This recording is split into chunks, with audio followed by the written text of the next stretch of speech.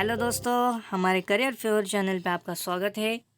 और दोस्तों, आज का हमारा टॉपिक बहुत ही इंटरेस्टिंग होने वाला है। अगर आपने इस वीडियो को अगर बिल्कुल भी स्किप किया तो आपसे बहुत बड़ी इन्फॉर्मेशन छूट सकती है और आपका बहुत बड़ा नुकसान हो सकता है। इसलिए आपको स्किप नहीं करना है और सबसे पहले सुन ले कि स्कॉलरशिप किसके लिए है।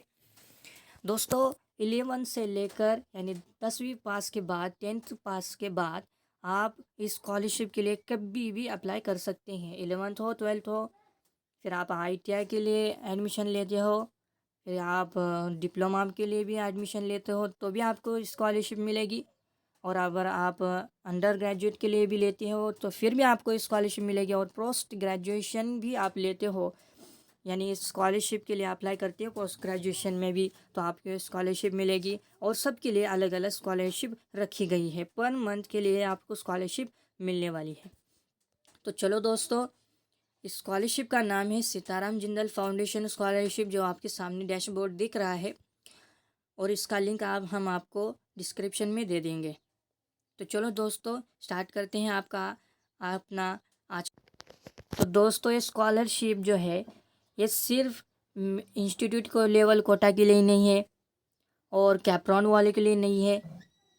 सिर्फ यानी बताता हूँ क्या, सिर्फ कैप्रॉन वाले के लिए ही नहीं, इंस्टीट्यूट कोटा वाले के लिए ही नहीं, मैनेजमेंट कोटा वाले भी स्टूडेंट इसके लिए अप्लाई कर सकते हैं। कुछ मैनेजमेंट कोटा वाले स्टूडेंट्स कहते हैं कि हमारे लिए कोई भी स्कॉलरशिप नहीं है, लेकिन ऐसा नहीं है मेरे दोस्तों। आपके लिए भी स्कॉलरशिप है और बहुत तगड़ी बहुत बड़ी स्कॉलरशिप है।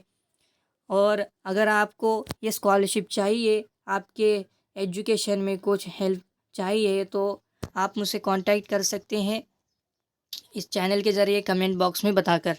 और दोस्तों, शुरू करते हैं हमारा आज का वीडियो, किसे कब कैसे मिलने वाला है। और इसके बाद भी मैं आपको कुछ इंस्ट्रक्शन दूंगा तो उसे भी फॉलो करना। अगर आप इंस्ट्रक्शन को फॉलो नहीं करते तो आप स्कॉलरशिप के लिए कैसे अप्लाई करना है उसे नहीं समझ सकते। दोस्तों, फर्स्ट कैटेगरी ए है, तो इस कैटेगरी में 11th और 12th के लिए यानी 11वीं और 12वीं कक्षा के लिए स्कॉलरशिप रखी गई है।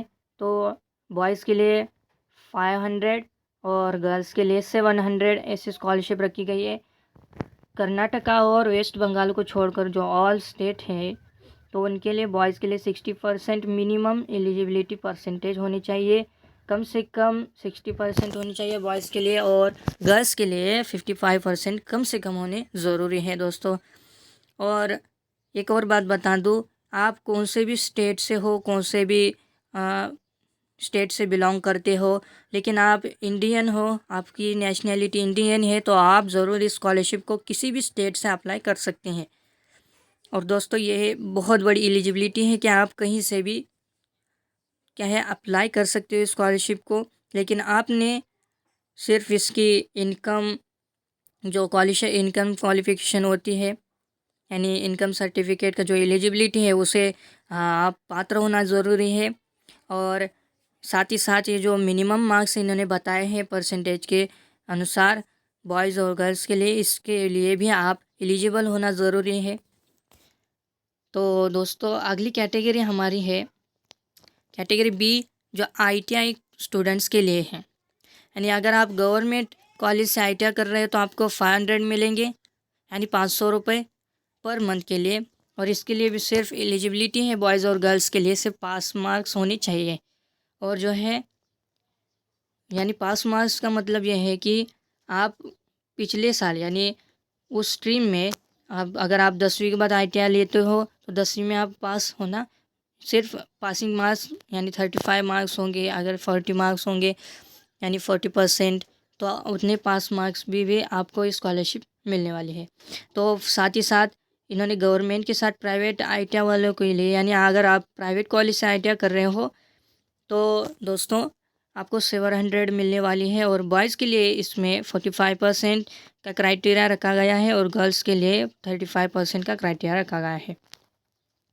और साथ ही साथ दोस्तों, अगली कैटेगरी है सी, जिसमें graduate courses like BA, BCom, BSc, BFA, BCA, BBA, BBM, bachelor of business और economics, finance, BSc in agriculture और BVSc integrated courses of 5 years।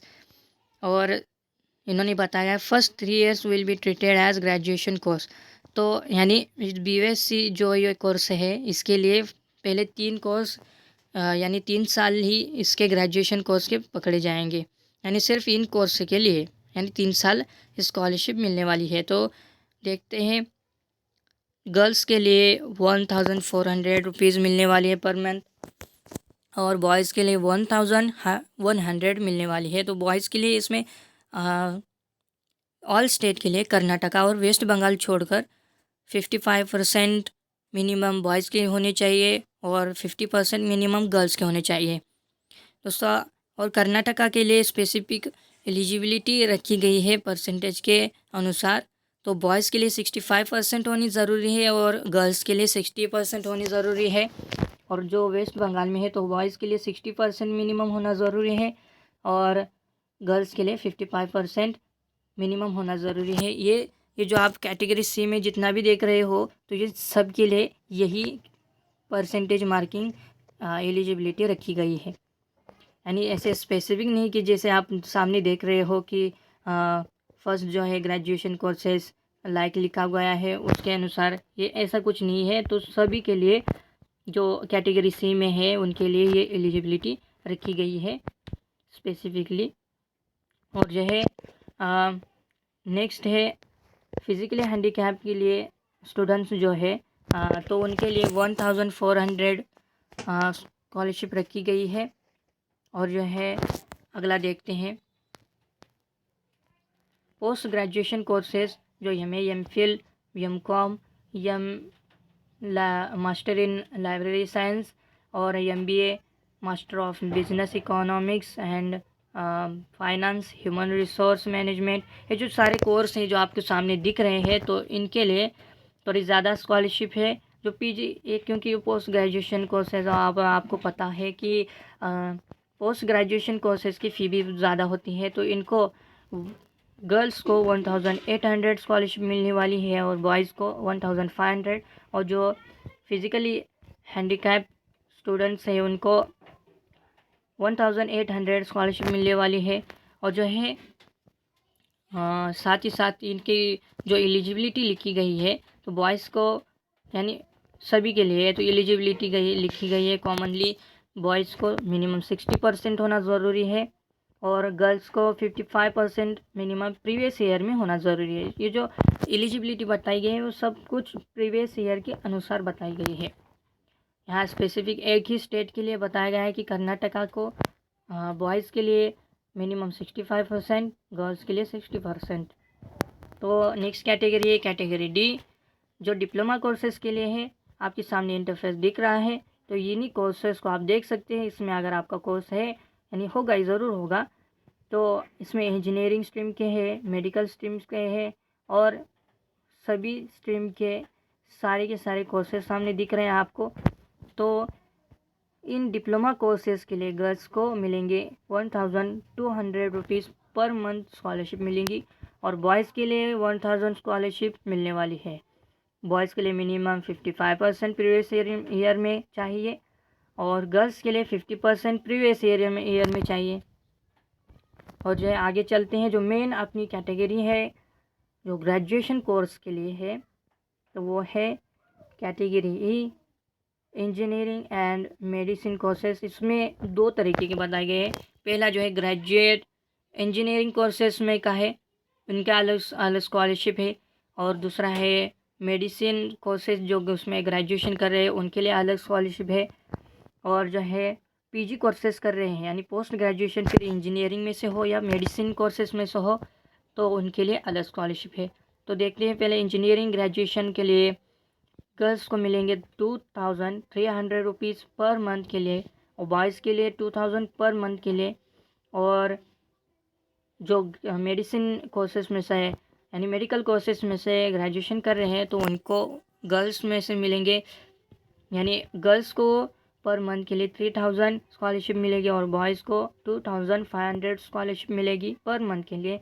और जो PG कोर्सेज है उनके जो अपेरेंट्स है यानी जो जिन्होंने PG कोर्स के लिए एडमिशन लिया है तो उनको गर्ल्स में से उनको मिलेंगे 3200 रुपीज़ पर मंथ स्कॉलरशिप मिलने वाली है और बॉयज़ को मिलने वाली है 2800 स्कॉलरशिप मिलने वाली है। और इन सभी के लिए सिर्फ एक ही क्राइटेरिया है, यानी जो ग्रेजुएशन इंजीनियरिंग कोर्सेज़ हैं, ग्रेजुएशन मेडिकल कोर्सेज़ हैं और पीजी कोर्सेज़ हैं, इन सभी के लिए प्रीवियस ईयर में कम से कम बॉयज़ के लिए 65% और गर्ल्स के लिए 60% होना ज़रूरी है। और यहाँ पर सबसे लास्ट में बताया गया है कि for students staying in hostel, यानी जो हॉस्टलर है तो उनके लिए स्पेसिफिक स्कॉलरशिप रखी गई है। एडिशनल अमाउंट फॉर हॉस्टलर्स पहले बताया गया है, ITI, diploma, graduation and PG courses.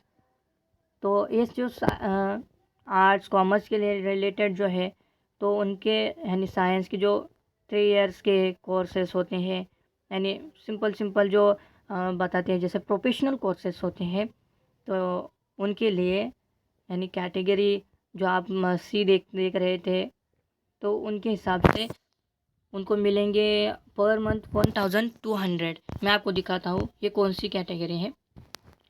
तो ये जो कैटेगरी सी आप देख रहे हैं तो इनकी बात चल रही है, जो फर्स्ट कॉलम में ये आप देख रहे हैं।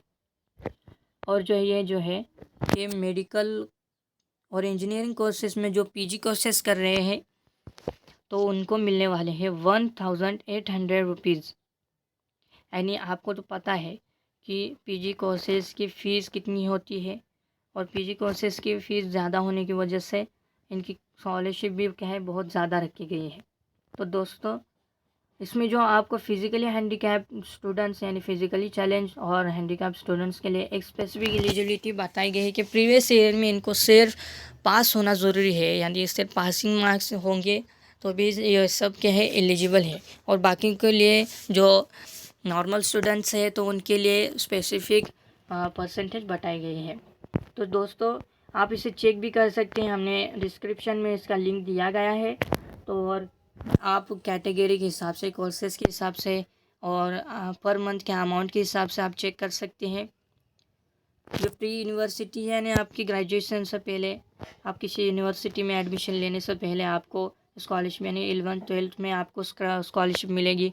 ग्रेजुएशन जो है दूसरा कॉलम ये जो है तो ग्रेजुएशन में आपको रहते हुए फिर 3 साल की हो, 5 साल की हो या 6 साल का कोई ग्रेजुएशन हो तो क्या है आपको उस हिसाब से स्कॉलरशिप दी जाएगी। और अगर आप पोस्ट ग्रेजुएशन से तीसरा कॉलम है वहाँ से आप यानी आपका कोर्स वो हो तो फिर पीजी से आप अप्लाई करते हैं तो आपको उस अनुसार उस तरीके से स्कॉलरशिप मिलने वाली है। और लास्ट जो कॉलम है जो परसेंटेज की एलिजिबिलिटी की है तो मिनिमम परसेंटेज इन्होंने दी गई है सबके, कुछ स्कॉलरशिप में बॉयज़ के लिए, गर्ल्स के लिए, और कुछ स्कॉलरशिप में दी गई है फॉर कर्नाटका यानी स्पेसिफिक स्टेट के लिए में एलिजिबिलिटी दी गई है।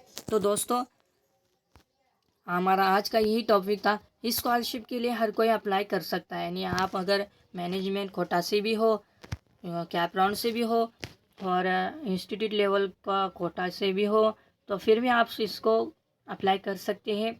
और साथ ही साथ आपको ये भी बता दूं कि इसका जो स्कॉलरशिप का फॉर्म भरना होगा वो क्या है ऑनलाइन नहीं होगा, वो ऑफलाइन होगा और इसके लिए आपको थोड़ा देर रुकना होगा। और इसी वीडियो को मैं इसके साथ ही बना रहा हूँ कि फॉर्म को कैसे फिलअप करना है और स्पीड पोस्ट से कैसे और कौन से एड्रेस पर उस फॉर्म को भिजवाना है कि जिससे आपको स्कॉलरशिप मिलने में आसानी हो। तो उसका वीडियो का लिंक भी मैंने नीचे दिया गया है, तो आप उस वीडियो के लिंक को भी ज़रूर क्लिक करके उसको अच्छी तरह से देख लेना कि जिससे आपको एक एक लाइन कैसे फिल करनी है, कहाँ क्या फिल करना है वो आपको मैं बता सकूं। और दोस्तों आप अगर हमारे चैनल पर नए हैं तो सब्सक्राइब करो, और अगर आपने अभी तक बेल आइकॉन नहीं दबाया तो ज़रूर दबा दें कि जब भी हम हमारा नया वीडियो यूट्यूब पर डालें तो आप तक उसका नोटिफिकेशन पहुंच जाए और आप उसका पूरा फ़ायदा उठा सकें। और दोस्तों ज़रूर सब्सक्राइब कर देना क्योंकि दोस्तों बहुत मेहनत लगती है एक एक वीडियो बनाने के लिए। तो दोस्तों चलिए अगले वीडियो की तरफ, और तब तक के लिए शुक्रिया।